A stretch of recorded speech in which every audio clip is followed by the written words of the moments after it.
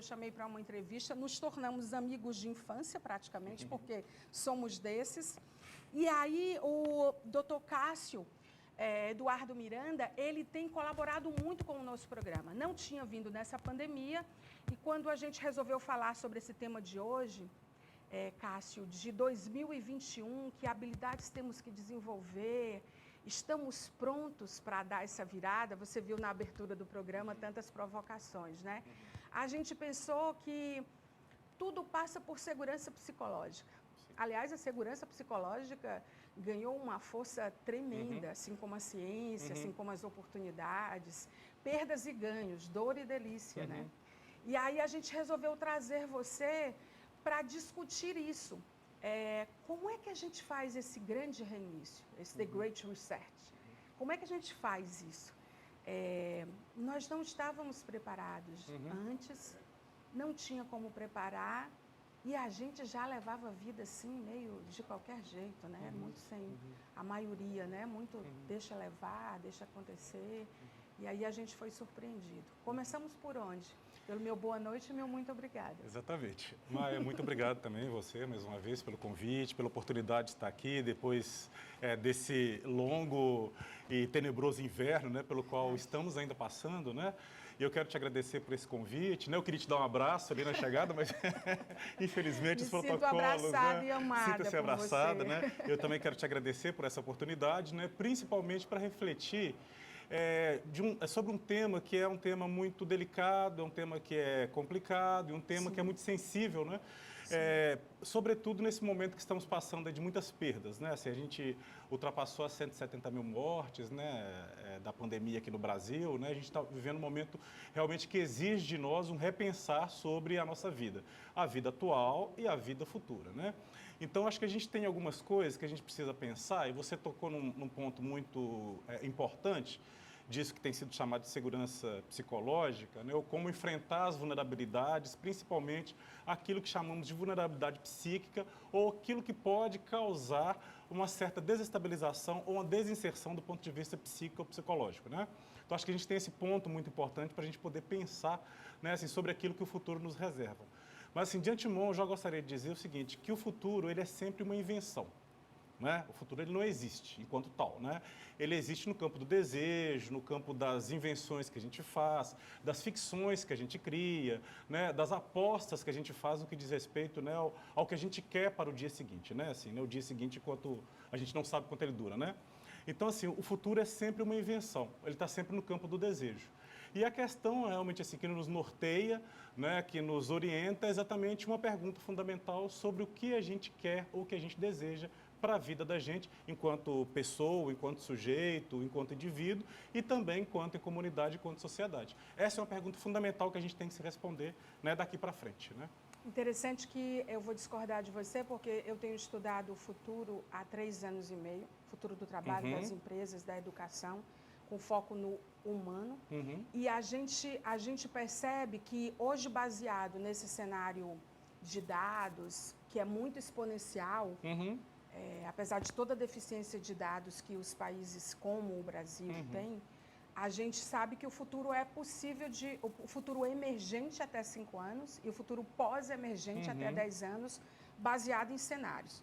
Uma prova é que em 2015 essa pandemia foi prevista. Sim. Né? Outra prova é que não só o Bill Gates, mas a inteligência artificial que já atuava na China encontrou um padrão de um tipo de virose, de um tipo de gripe, alertou o governo chinês que não deu importância. Começou a mapear, muita gente com os mesmos sintomas. Quando você bota os dados, a inteligência artificial de tem um padrão aqui. Então, eu acho que hoje já é possível prever, mas eu entendo que para dar essa virada, que não é baseada só em tecnologia, a gente precisa entender o passado e resolver o presente. Eu acho que do ponto de vista da psicologia, aí eu acho que você tem profunda razão, que a gente, quando você diz a gente precisa inventar, você não está desqualificando o futuro, mas você está dizendo que é preciso co-criar, é preciso criar, é preciso imaginar e é preciso se preparar, seria isso? Sim,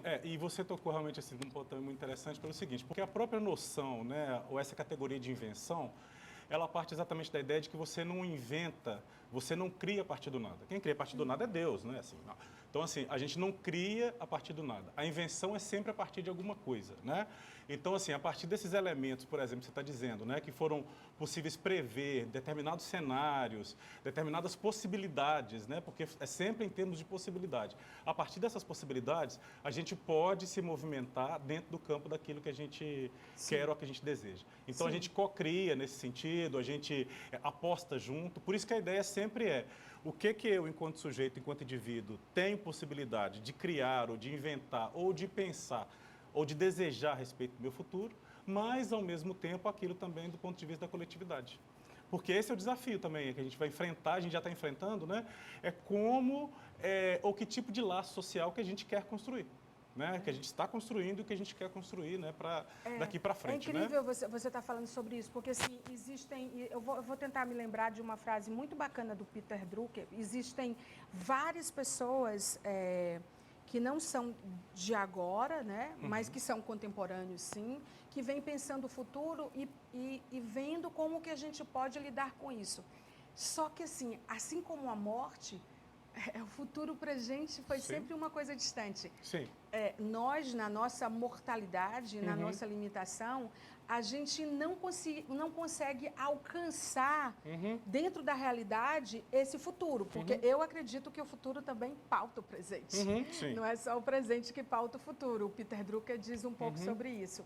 Então, assim, eu vejo que na verdade, não estamos preparados para coisas, para primeiro as primeiras coisas.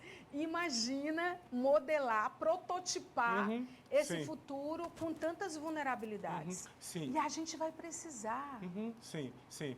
Essa revista aqui, Cássio, ela é de novembro, a Time, e eu recomendo, eu sei que você ama ler, e eu li todos os artigos que o Fórum Econômico Mundial conectou de especialistas no mundo inteiro, inclusive falando da área da psicologia, da educação, da ciência, e eu fiquei chocada com o que está por vir e muito preocupada com a nossa incapacidade de cuidar de si e do outro. Sim, e aí é exatamente isso. Você usou a figura da morte, né, que é muito curiosa por isso, assim, porque a morte ela não pode ser enfrentada de frente. Né? Você não enfrenta a morte assim, né, com a cara limpa, né? Assim, né? A gente sempre cria uma série de situações, rituais. A cultura está aí para mostrar para a gente, né?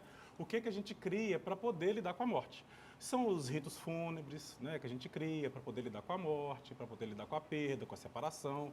Uma série de situações, né, do ponto de vista religioso, do ponto de vista social, das artes, para a gente poder enfrentar a morte, para a gente poder encarar a morte. Mas a gente sempre encara como uma espécie de um véu que a gente coloca para se proteger disso, que é da ordem do real, né? Assim, é assustador demais, né, nesse sentido. E o futuro da mesma maneira. Por isso, então, assim, que essa ideia, né, da gente tanto, ao mesmo tempo, se basear nos dados, que os dados dão uma suposta segurança para a gente, né? Dão uma suposta segurança. Mas a ideia da invenção do futuro, né, é exatamente essa, assim, o que frente a esse real, que às vezes é avassalador, como você diz, né, as previsões, elas não são muito boas. Frente a esse real avassalador, o que eu posso apostar, né, em termos de uma possibilidade mesmo, tanto para mim, enquanto pessoa, enquanto sujeito, quanto para o outro, quanto para o coletivo. Esse recomeço, não é? Exatamente, exatamente. Por isso que a ideia, porque senão você fica, se você encara, né, ou pelo menos tenta encarar de uma maneira muito frontal, você fica muito no deserto. Né, que alguns pesquisadores também já há um tempo têm dito a respeito do deserto do real, né? Assim, o real é esse deserto que está aí e que você... Imagina um deserto, o Mad Max, né? Lembra do filme, né? Sim, aquele deserto horroroso que está ali e você não sabe o que está acontecendo. Você precisa criar determinadas fontes, determinados oásis, né? Para você poder suportar e enfrentar esse deserto. E assim a gente vai criando, vai inventando nas apostas que a gente faz. Por exemplo, final de ano é o momento que você faz isso, né?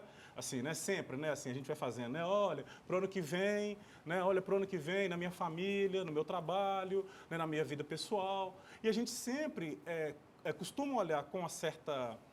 um certo olhar de desamparo para aquelas pessoas que não apostam para o ano seguinte, né? Normalmente, a despeito da situação de pandemia. A gente fala, e você que está pensando? Para mim vai ser a mesma coisa. Eu falo, que isso, né? A gente tenta dar uma estimulada na pessoa para criar isso que é uma espécie de uma certa esperança, tanto do ponto de vista individual quanto coletivo, para poder seguir.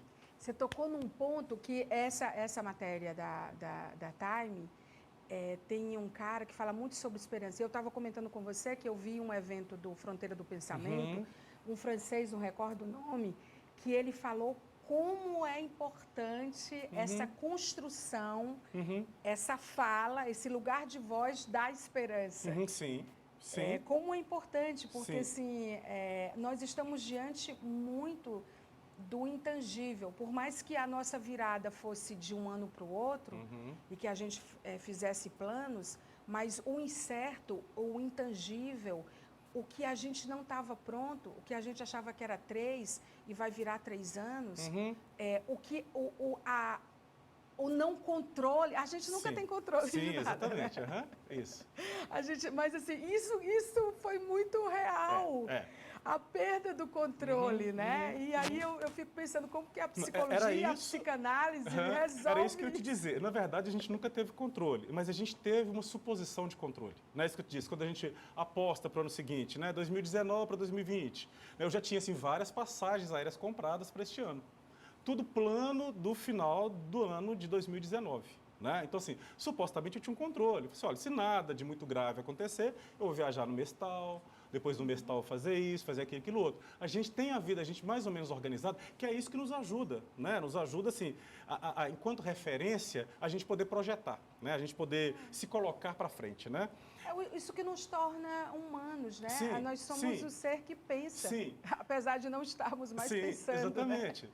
Mas é isso que eu estou dizendo, assim, o problema da pandemia e a maneira como ela veio, assim, né, é que ela escancarou isso que já era da nossa vida, da ordem do incontrolável, do intangível, de que a gente não tem muito controle conforme a gente pensava que tinha. Ela escancarou isso para a gente. Né? Então, por isso assim, que a gente precisa criar, né? Precisamos, durante esses 8 meses, né? Criar uma série de situações que vão servir de referência para a gente, da importância das lives, das atividades culturais que estavam acontecendo, né? Remotamente, uma série de invenções que a gente foi fazendo, né? No decorrer desse período da pandemia, para servir um pouco de suporte. Né? Porque assim, muita gente ficou adoecida nesse período e as apostas são de que muita gente vai adoecer daqui para frente ainda. Aconteceu com você, Cássio?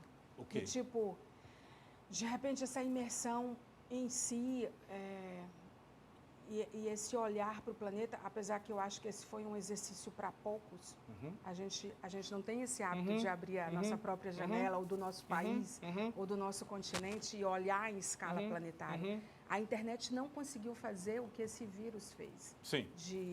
De ser algo horizontal e, ao mesmo tempo, não linear, que atingiu a todos em medidas relevantes, né?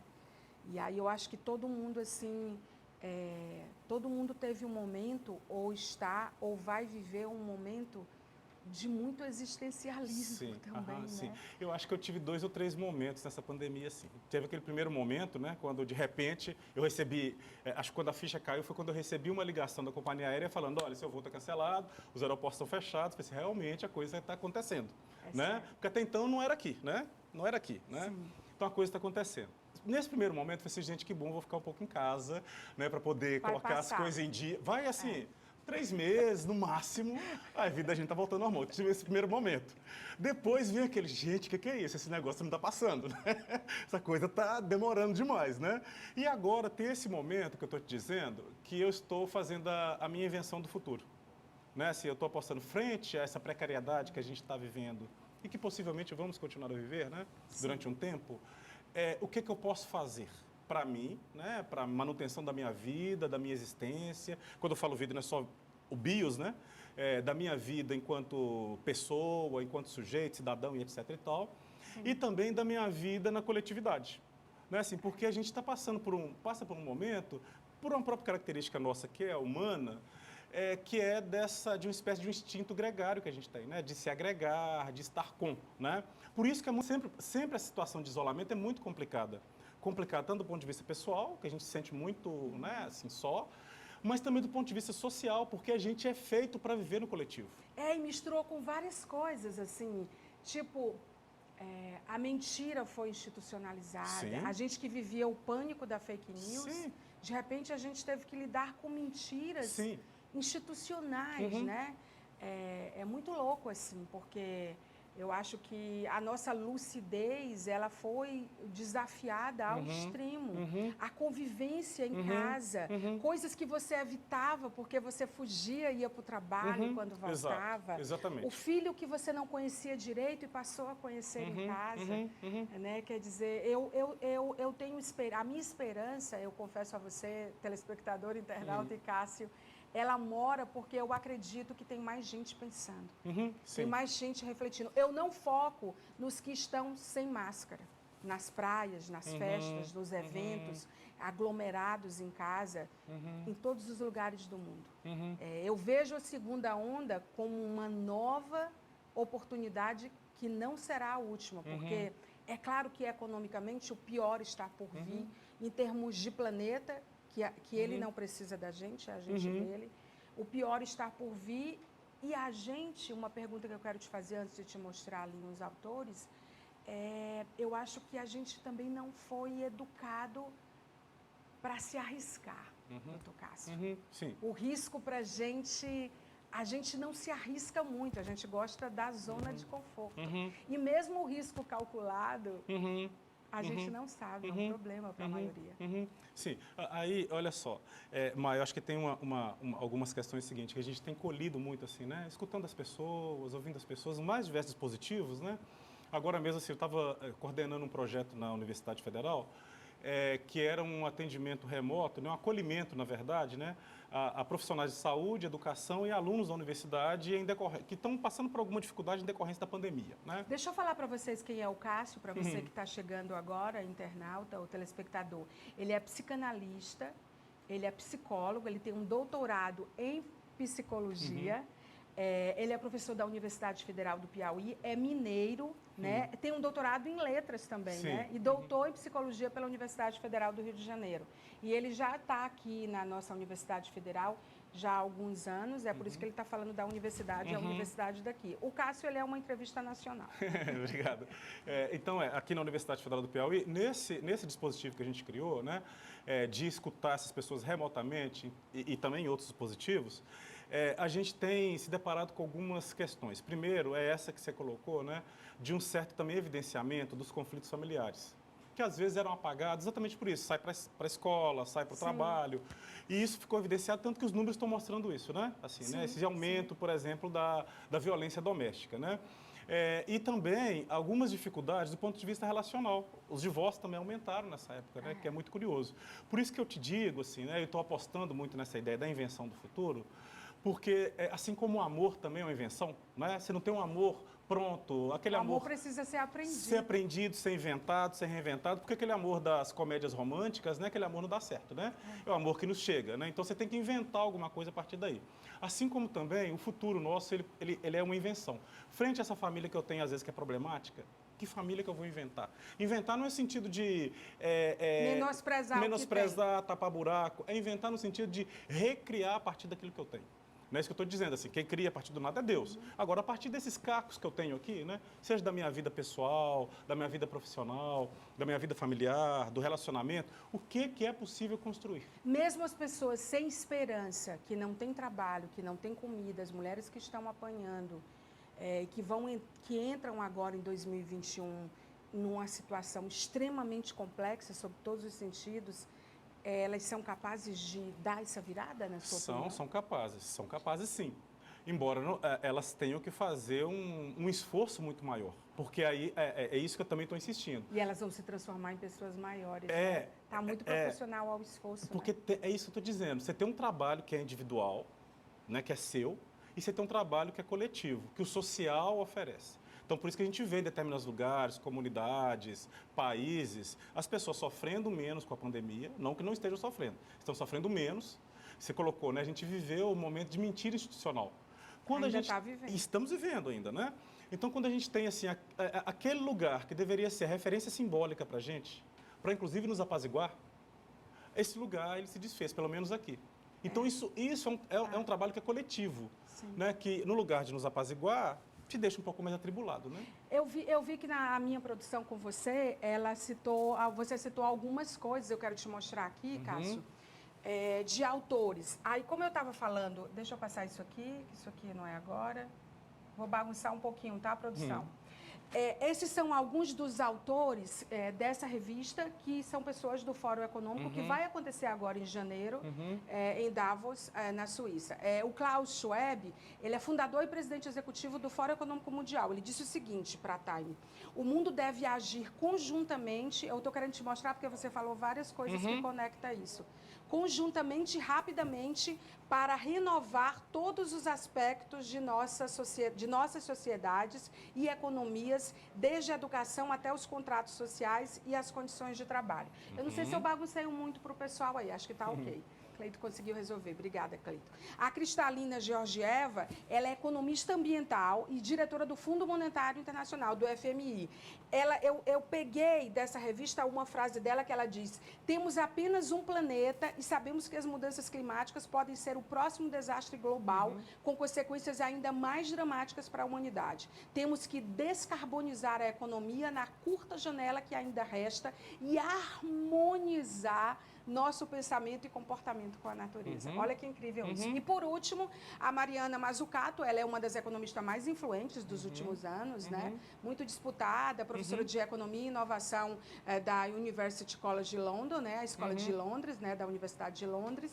E ela é fundadora desse Instituto de Inovação Público e de Propostas Públicas. E ela diz o seguinte: e assim estaremos aqui, em 2023, ela já imaginando o futuro que você falava, as mesmas pessoas, mas em uma sociedade diferente. A Covid-19 nos convenceu de que não poderíamos voltar à normalidade. A Covid tirou muito de nós em vidas perdidas e meios de subsistência destruídos, mas também nos deu a oportunidade de remodelar nossa economia global e superamos nossa dor e trauma para nos unir e aproveitar o momento, para garantir um futuro melhor para todos. Era a única coisa a fazer. Ela já se projetando para 2023. O que você pensa disso? Pra gente encerrar? Eu acho que assim, a gente está numa confluência nesse sentido de pensamentos, né? Assim, nessa ideia que eu estou apostando assim, da invenção do futuro, da projeção do desejo, como disse, né? Você não parte de nada, né? Você parte, inclusive, pode ser dos cacos, dos restos, né? Para você construir, né? Reconstruir. E, de fato, assim, como eu estou dizendo, você tem uma aposta que tem que ser feita, porque tem um trabalho que é o trabalho do sujeito, é um trabalho que eu faço, e tem um trabalho que é o trabalho do social, do coletivo. Não tem mais como... já não era... A solidariedade já era um caminho sem volta para a humanidade. A colaboração já é, tipo, fundamental. Não dá mais para ir só em nada. Exatamente. Por isso que é muito importante, eu acho que é muito interessante você trazendo a fala de vários economistas, porque a gente tem que pensar exatamente isso. Qual o modelo econômico que vamos construir que dê conta de não desestruturar ainda mais o nosso laço social, de não corroer ainda mais o nosso laço social. Porque o laço social, a economia, ela favorece ou ela desfavorece o estabelecimento do laço social. Então, é a maneira como eu me coloco, né, na vida, enquanto cidadão, membro de uma comunidade, de uma sociedade, do país, do mundo, isso define também, ou é definido também a partir da economia. Aí vai ser hora de rever o capitalismo. O próprio editor da Time já tinha defendido isso no começo do ano passado. Eu lembro que eu fiz uma palestra sobre isso e eu botava uma frase dele, ele dizendo que o capitalismo precisava ser revisto, e ele dizia por quê, com caráter social, inclusive, entendeu? Sim. E a gente olha para o que temos em todas as áreas, que definem esses contextos, e a gente não acredita. Por isso que eu acho que assim, as universidades, as organizações, as feiras, as pessoas, nós que estamos fora do institucional, a gente vai ter que definir esse negócio. E a gente vai ter que se fortalecer. Tem muita coisa vindo por aí. Tem muita coisa. Coisa boa, coisa ruim, mas eu tenho esperança. Sim, eu também tenho. Tenho o desejo de que, de fato, a coisa... é de esperança. Exatamente. Eu acho que falar vai esperança, eu quero te dar um livro que a gente não teve tempo. Olha aqui, gente. Esse livro, na verdade, Maia, ele foi lançado no finalzinho do ano passado, já assim, no apagar das luzes. Que você falou numa entrevista. Isso. Mas não estava pronto. Não estava pronto. Panorama dos estudos brasileiros sobre a violência. Isso. E aí o que acontece? Veio 2020, quando faríamos o lançamento e tudo mais, aí veio a pandemia. não imprevisível, né, aconteceu, né, nesse sentido, né? E aí ele é um panorama dos estudos, como está colocado, é sobre a violência. Eu vou devorar. Tá não, muito ele já legal. começa assim, a violência possui múltiplos nomes. Ela pode ser chamada de autodirigida, interpessoal, simbólica, psicológica, né? Você foi o organizador e essas pessoas todas participaram. São os autores, é um estudo brasileiro, então tem gente de várias universidades do país, né? Maranhão, Ceará, Rio de Janeiro, do país inteiro, por isso que é um panorama, e de diversas áreas, né? Ele foi organizado por alguns blocos, voltados para a saúde, para a educação, voltados para o ambiente, para a saúde mental especificamente também. Então, ele assim, é um panorama sobre a violência. Sobre aquilo que todo mundo fala, mas ninguém se debruça. Exatamente. E eu amei que você botou, Manuel de Barros, aqui no começo. A maior riqueza do homem é a sua incompletude. Nesse ponto, sou abastado. Palavras que me aceitam como sou. Eu não aceito. Não aguento ser apenas um sujeito que abre portas, que puxa válvulas, que olha o relógio, que compra pão às 6 horas da tarde, que vai lá fora, que aponta lápis, que vê a uva, etc, etc, etc. Perdoai, mas eu preciso ser outros. Eu penso renovar o homem usando borboletas. Exatamente. Ai, já vou começar hoje. Te dou notícias, você vai voltar. Tá bem. Cássio, muito obrigada. Eu que agradeço. Que conversa ótima, né, agradeço, gente? Eu já disse logo, as pessoas que me conhecem dizem, eu não entrevisto, eu converso. Aliás, o Conversa com Bial, esse nome devia ser meu. Conversa com a Maia. Não estou falando do talento e nem me comparando com o Pedro Bial, do qual eu sou amiga, fez parte da minha formação, fiz vários cursos com eles, tem feito entrevistas incríveis. Mas eu estou só falando que os jornalistas hoje, cada um na sua dimensão e proporção, eles conversam. Exatamente. Né? A gente está precisando conversar. Muito obrigada. Sou eu que agradeço, Maia. Olha, eu falei para vocês que a gente está imerso aí, ouvindo vários profissionais, né, sobre a questão de o que vem por aí, quais são os novos hábitos desse 2021. E a gente ouviu o colega, não é bem colega porque ele é da filosofia, mas da universidade, o paulistano Luizir de Oliveira, filósofo, que respondeu essa pergunta para a gente. Vários profissionais vão passar por aqui hoje falando isso. Diz para a gente, Luizir, quais são os novos hábitos? Qual é a sua percepção? Olá, Maia querida. Olá a todas e todos que nos ouvem. É um prazer estar aqui conversando um pouquinho com vocês, mesmo que seja virtualmente. É muito importante que a gente repita algumas coisas que, embora pareçam assim quase clichês, né, que é uma coisa muito clara, assim, que todo mundo, né, entre aspas, aí sabe,